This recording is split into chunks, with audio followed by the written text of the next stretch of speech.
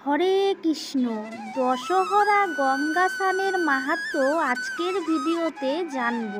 দশহরা গঙ্গা স্নান কবে কবে স্নান করতে হবে, স্নানের সময়সূচি, স্নানের মন্ত্র আজকের ভিডিওতে জানব। নমস্কার বন্ধুরা, আমার রিয়ান সোনা সুচরিতার আরেকটি নতুন ভিডিওতে আপনাদের সকলকে স্বাগত জানাই। এবছর 2025 সালে 5ই জুন 2025 বৃহস্পতিবার, মানে আজ হতে যাচ্ছে দশহরা গঙ্গা স্নান, গঙ্গা দেবীর আবির্ভাব তিথি।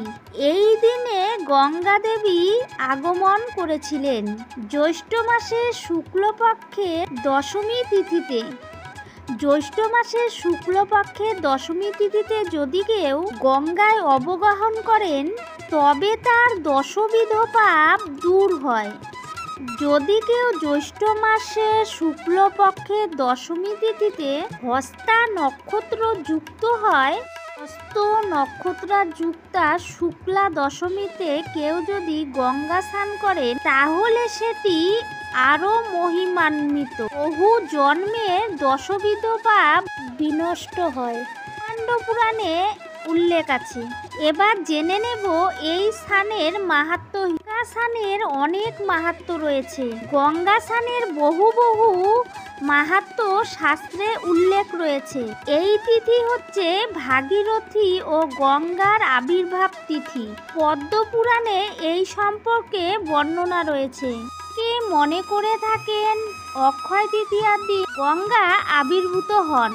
অক্ষয় তৃতীয়ার দিন গঙ্গা দেবীর যেমন আবির্ভূত হন, অক্ষয় তৃতীয়ার দিন গঙ্গা দেবীর যে আগমনের আবির্ভাবের যে ভগবানের কাছ থেকে যে নির্দেশ সেটি প্রাপ্ত হয়েছিল অক্ষয় তৃতীয়ার দিন। তিনি কিন্তু মর্তে আগমনের জন্য সদা প্রস্তুত ছিলেন এই অক্ষয় তৃতীয়াতে, বৈশাখ মাসের শুক্লপক্ষের অক্ষয় তৃতীয়াতে। তিনি যদি সরাসরি স্বর্গলোক থেকে এই মর্তলোকে আগমন করে তাহলে এই মর্তলোকের কি অবস্থাটাই না হবে, সেটি ভেবে কিন্তু অতি দয়া পর্বতশীল কৃপা দয়াল হয়ে মহাদেব কিন্তু জটায় গঙ্গাকে বেঁধে রেখেছিলেন। ভগীরথ দেবাদিদেবের প্রার্থনা করলেন, তপস্যা করলে তখন তিনি জটা থেকে মুক্ত করে দিলেন। সুন্দরভাবে মর্তলোকে গঙ্গা দেবী আগমন হয় এই জ্যৈষ্ঠ মাসের শুক্লপক্ষের দশমী তিথিতে। তাই এই তিথি হচ্ছে গঙ্গা দেবীর মর্ত আগমনের ফাইনাল দিন। এই তিথিকে গঙ্গা দেবীর আবির্ভাব তিথি বলা হয়ে থাকে। গঙ্গা দশা অত্যন্তই মাহাত্ম্যপূর্ণ। এই দিনে গঙ্গা স্নান করেন, গঙ্গা পূজাদি করেন, গঙ্গা দেবীর নিকটে প্রার্থনা করেন, গঙ্গা দেবীর সেবা পূজাদি করেন, গঙ্গা আরতি করেন, সেক্ষেত্রে বিশেষভাবে মহিমান্বিত ফল লাভ করতে পারবেন। এই দিনে গঙ্গায় মায়াপুরে কিন্তু হাজার হাজার ভক্তের সমাগম হয়। এই দিনে 108 জন ভক্ত গঙ্গায় আরতি করে থাকেন।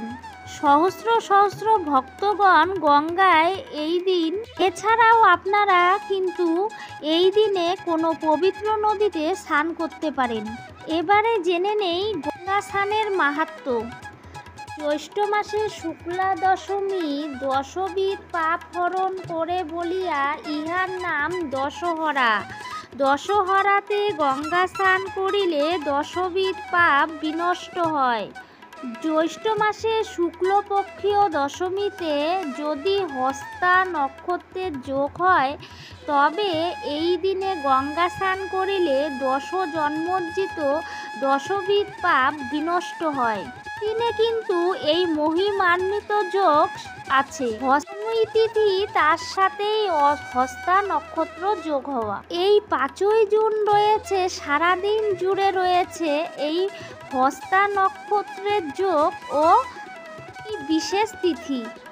এই দশমী তিথি সারা দিন রাত জুড়ে রয়েছে বৃহস্পতিবার। ব্রহ্ম মুহূর্তে থেকে শুরু করে সমগ্র দিন রাত্রি জুড়েই রয়েছে এই দশমী তিথি। ব্রহ্ম মুহূর্ত থেকে সারা দিন রাত্রি জুড়ে রয়েছে এই দশমী তিথি। তাই স্নানের সময়সূচি অনেকক্ষণ রয়েছে। একবারে ব্রহ্ম মুহূর্তে স্নান শুরু হবে। সূর্য উদয়ের পর থেকেই আপনারা স্নান করতে পারেন। যারা পশ্চিমবঙ্গে মায়াপুরে রয়েছেন তাদের 4:51 থেকে শুরু হচ্ছে গঙ্গা স্নানের সময়। 4:51 থেকে সূর্যোদয় শুরু হয়ে আপনারা যে কোনো সময়েই গঙ্গা স্নান করতে পারেন। অনেক সময় জুড়েই দশমী তিথি রয়েছে। এই দিন 10 রকমের ফল দিয়ে গঙ্গা দেবীর পুজো করার বিধি রয়েছে। এই দিন গঙ্গায় স্নান করে 10টি ফুল, 10টি ফল এবং 10টি প্রদীপ দিয়ে পুজো করা হয়ে থাকে। দেবী যাতে কর্মফল হরণ করে মুক্তিফল প্রদান করে, দশহরার দিন গঙ্গা স্নান অবশ্যই করতে হবে। এর গুরুত্ব রয়েছে অপরিসীম। দেবী গঙ্গার পুজো করুন, শুভ ফল হরণ করে মুক্তি ফল প্রদান করে। গঙ্গার প্রবাহ যাতে পৃথিবীকে ধ্বংস না করতে পারে, এর জন্য দেবাদিদেব মহাদেব গঙ্গাকে জটায় ধারণ করেছিলেন। পরে পৃথিবী মাতার পক্ষে ভাবে ধীরে ধীরে তিনি গঙ্গাকে জটা জাল থেকে প্রবাহিত করেছিলেন। তাই এই দিন শিব পুজো করাও গুরুত্বপূর্ণ। এই দিন শিবলিঙ্গকে গঙ্গা জল দিয়ে অভিষেক করুন এবং ভক্তের সমস্ত মনস্কামনা পূরণ হয়।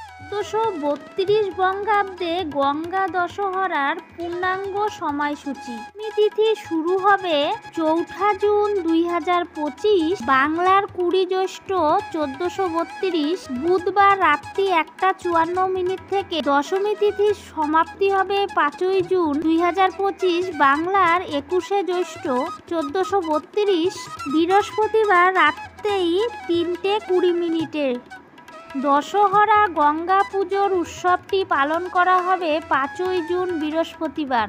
শ্রী দশহরা পুজো রাত্রি 3:23 মধ্যে কেবল দশমীতে দশবিধ পাপক্ষয় কামনাপূর্বক গঙ্গা স্নান সকাল 5:48 থেকে রাত্রি 3:23 পর্যন্ত। হস্তা নক্ষত্রযুক্ত দশমী জন্মাঞ্জিত দশমীতে পাপক্ষয় দশবিধ পাপক্ষয় গঙ্গা স্নান সকাল 5:48 পর থেকে 3:23 মধ্যে। গঙ্গা দশহরার দিন গঙ্গা মাকে কিভাবে সহজ সরল পদ্ধতিতে পুজো করবেন, বাড়িতেই আপনারা মা গঙ্গাকে পুজো করে নিতে পারেন। দশহরার দিন মা গঙ্গাকে পুজো করার জন্য কি কি জিনিস লাগবে? একটি বড় পাত্র, লাল আসন, শাঁখা পলা, গঙ্গা জল, সিঁদুর, আলতা, ঘট, 10টি মাটির প্রদীপ, ফল, মিষ্টি, আম পাতা, কালো তিল, লাল সুতো, পান পাতা, সুপারি, আতপ চাল। দশহরার দিন ঘরবাড়ি পরিষ্কার করার পর স্নান করে শুদ্ধ বস্ত্র পরিধান করে মা গঙ্গাকে পুজো করতে হবে। স্নানের জলে অবশ্যই গঙ্গা জল মিশিয়ে নিতে হবে বা গঙ্গায় গিয়ে স্নান করতে পারেন। সূর্যদেবকে জল অর্ঘ্য দান করতে হবে। এই দিন শিব বাবার পুজো অবশ্যই করতে হবে। এই মহাদেবকে অভিষেক করতে হবে। ঠাকুর ঘরের উত্তর দিকে বা পূর্ব দিকে সিংহাসন পাততে হবে। চৌকির উপরে গঙ্গা জল ছিটিয়ে নিতে হবে। তার উপর বিশেষ করে আলপনা তৈরি করতে হবে আতপ চাল ও হলুদ দিয়ে। হলুদ গুঁড়ো দিয়ে মেখে নিতে হবে। তাই হলুদ চাল দিয়ে অষ্টদশ পদ্ম ফুল তৈরি করতে হবে। একটি বড় গোল তৈরি করতে হবে আর 8টি পাপড়ি তৈরি করতে হবে। অষ্টদশ পদ্ম ফুল রচনা করার পর লাল আসন পেতে দিতে হবে। একটা গামলা বা কানা উঁচু পাত্রতে জল ধরে রাখা যায় সেই রকম একটা পাত্র নিতে হবে। ওই চৌকির উপরে রাখতে হবে। তার মধ্যে গঙ্গা জল ভরে দিতে হবে। এরপর একটি ঘট প্রতিষ্ঠা করতে হবে। তামা কিংবা পিতলের ঘট নিতে হবে। ঘটের গায়ে লাল সিঁদুর দিয়ে স্বস্তিক চিহ্ন অঙ্কন করতে হবে। ঘটের মধ্যে কানায় কানায় গঙ্গা জল ভরে দিতে হবে। তার উপরে বেজোড় সংখ্যার আম পাতা দিতে হবে। আম পাতায় সিঁদুরের ফোঁটা দিতে হবে। ঘটের মধ্যে সুপারি, কলা বা ডাব দিতে হবে। ঘরটিকে মা গঙ্গা দেবীর সামনে রাখতে হবে। একটা কিছু মাটির জিনিসের উপরে ঘরটা প্রতিষ্ঠা করবেন। গামছা, চাঁদমালা ঘটের ওপরে দেবে। তারপর একটি পাত্রে শাঁখা, পলা, আলতা, সিঁদুর, চিরুনি সাজিয়ে রাখবেন। যিনি পুজো করবেন তিনি আসনে বসবেন। এরপর ধূপ প্রদীপ জ্বালাবেন। লাল ফুল, বেলপাতা, চন্দন, লাল চন্দন নিয়ে প্রথমে গণেশজির প্রার্থনা করতে হবে। ওং গং গণপতে নমঃ মন্ত্রটি বলে হাতের ফুল ওই ঘটের মধ্যে দিয়ে দেবেন। লাল ফুল, চন্দন, কালো তিল নিয়ে গঙ্গা জলে দিতে হবে। লাল সুতো দিতে হবে একটি থালায়। লাল ফুল, চন্দন, কালো তিল নিয়ে মা গঙ্গা দেবীর ধ্যান করে হাত জোড় করে মাকে প্রণাম করে যে বাটিতে আপনি গঙ্গা জল রেখেছেন সেই বাটিতে দিয়ে দেবেন। একটি লাল বস্ত্র দান করবেন। লাল ফুল ও হাতে চন্দন নিয়ে মন্ত্রটি বলে গঙ্গা দেবীর প্রণাম করবেন। এই দিন 10 প্রদীপ ও 10 ফল দান করার রীতি রয়েছে।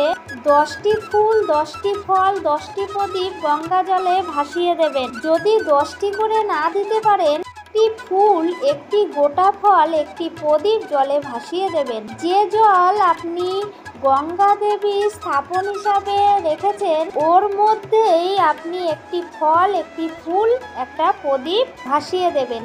পুজো সম্পূর্ণ হলে এই দিন দান দক্ষিণা করবেন।